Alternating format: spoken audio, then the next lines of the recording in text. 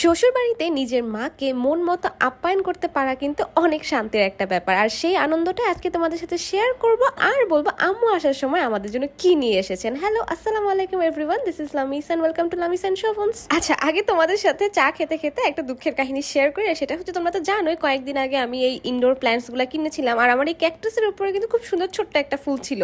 কিন্তু আমাদের গুলটু পাখি, মানে আমরা যে টিয়াটা পালি, সে কিন্তু আমার রুমে ঢুকে আগে এই ফুলটা ছিঁড়ে ফেলেছে, তারপর এই গাছের কয়েকটা পাতাও সে ছিঁড়ে ফেলেছে। এখন আমার যেহেতু একটু মন খারাপ হয়ে গিয়েছিল, শোভন আমাকে বুঝাচ্ছিল যে ও কিন্তু একদমই বাচ্চার মতো, আমি রুষাকে যেরকম ট্রিট করি ওকেও যাতে সেভাবেই ট্রিট করি, কোনো কিছু বকাঝকা না, কারণ ঘরে পালা পশু পাখি কিন্তু আসলে আমাদের ফ্যামিলি মেম্বারদের মতোই হয়ে যায়। এদিকে আমি নাস্তা করার সময় খেয়াল করলাম যে টেবিলটা খালি খালি লাগছে। পরে মনে হলো যে আমি কিন্তু টেবিলের ম্যাট, রানার এই সবগুলা জিনিস ধুয়ে দিয়েছিলাম, ধুয়ে আমি বারান্দায় দিয়ে দিয়েছিলাম যাতে পানিটা ঝরে যায়। পানি ঝরার পর আমি সাথে সাথে এনে এগুলো বিছিয়ে দিচ্ছিলাম, কারণ এগুলো না থাকলে না টেবিলটা কেমন জানি খালি খালি লাগে, আর কোনো কিছু পড়লে কিন্তু টেবিলটাও নষ্ট হয়ে যায়। এদিকে আমি কাজ করতে করতে আমার পার্সেলের কল চলে আসলো, আর পার্সেলটাতে কি ছিল সেটা তোমাদের সাথে এক্ষুনি শেয়ার করছি। এই যে ফাইনালি আমি একটা ড্রেস অর্ডার করেছিলাম, আর এই ড্রেসটা হচ্ছে এত সুন্দর কালার, মানে এটা খুবই লাইট পিঙ্ক একটা কালার। ক্যামেরাতে যদিও কালারটা বোঝা যাচ্ছে না, তোমাদের কাছে কেমন লেগেছে তা কিন্তু অবশ্যই কমেন্ট করে জানাবে। অনেক কথা বলেছি, এবার খাওয়া দাওয়ায় চলে আসি। আজকে আমার শাশুড়ি মা এত মজা করে ইলিশ মাছটা ভুনা করেছে, মানে আমি কি বলবো। যাই হোক, সন্ধ্যা থেকে সবার জন্য চা নাস্তা বসিয়ে দিলাম, আর এর ফাঁকে শুনলাম যে আমার আম্মু আমার বাসায় আসছে। মনটাই অনেক খুশি হয়ে গেল। আম্মু যেহেতু আসছে, আমি একটু চা নাস্তার আইটেমটা বাড়িয়ে করার চেষ্টা করলাম, আর একসাথে অনেকখানি চা বসিয়ে দিলাম যাতে আমরা সবাই বসে খেতে পারি।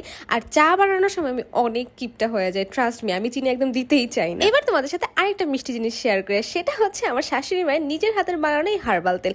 খাঁটি নারকেল তেলের সাথে 30টা প্রাকৃতিক উপাদান দিয়ে কিন্তু এই তেলটা বানানো হয়। যাদের অনেক চুল পড়ছে, যাদের চুলে খুশকি রয়েছে, যাদের চুল লম্বা হয় না কিংবা ঘন না, তারা কিন্তু চাইলে ইনবক্সে কিংবা উপরের দেওয়া নাম্বারে ক্যাশ অন ডেলিভারিতে অর্ডার করে ফেলতে পারো।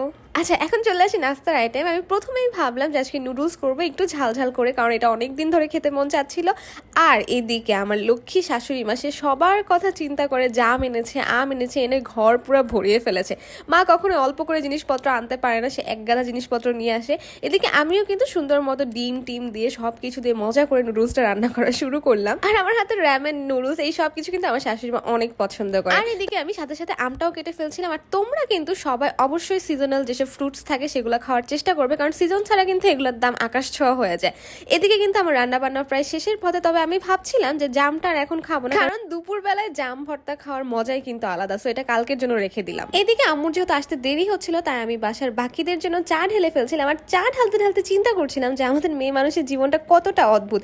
যে মায়ের কাছে আমরা 23-24 বছর থাকি, বিয়ের পরে আমরা তার বাসার গেস্ট হয়ে যাই, অথবা মা আমাদের বাসায় গেস্ট হয়ে আসে। এই ব্যাপারগুলো নিয়ে আমি খুব একটা চিন্তা করি না, কারণ চিন্তা করলেই না অনেক বেশি ইমোশনাল হয়ে যায়। তো যাই হোক, কথা বলতে বলতে কিন্তু আমার আম্মু বাসায় চলে এসেছে। এসেই সে হচ্ছে আমার শাশুড়ি মায়ের সাথে গল্প শুরু করে দিল। আমার শাশুড়ি মাও কিন্তু মাশাআল্লাহ অনেক মিশুক, সে কিন্তু যে কোনো পরিবেশকে একদম মাতিয়ে রাখতে পারে। এখন তোমাদের সাথে শেয়ার করবো যে আম্মু আসার সময় আমাদের সবার জন্য কি কি নিয়ে এসেছে। আর এখন যেহেতু আম কাঁঠালের সিজন, আম কাঁঠাল ছাড়া তো সে খালি হাতে আসবে না, তাই আম্মু কিন্তু রাজশাহী থেকে অর্ডার করে আম এনেছিল, দিনাজপুর থেকে লিচু এনেছিল, আর কাঁঠালটা ঢাকা থেকেই কিনেছিল, কারণ কাঁঠাল কিন্তু আসলে অনেক ইজিলি পেকে যায়। আর আম্মুকে আমার শ্বশুর বাড়িতে দেখে এত খুশি লাগছিল। আর এই যে তোমরা দেখো, মা মেয়ের কি সুন্দর ভালোবাসার বন্ধন চলছে এখানে। যাই হোক, আম্মু কিন্তু ঘরে ঢুকেই বলছিল যে এই সব ফলগুলা প্যাকেট থেকে নামিয়ে ফেলতে, কারণ এগুলো যেহেতু অনেক দূর থেকে এসেছে আর এত গরম, তো জিনিসপত্র নষ্ট হয়ে যাওয়ার কিন্তু সম্ভাবনা অনেক বেশি।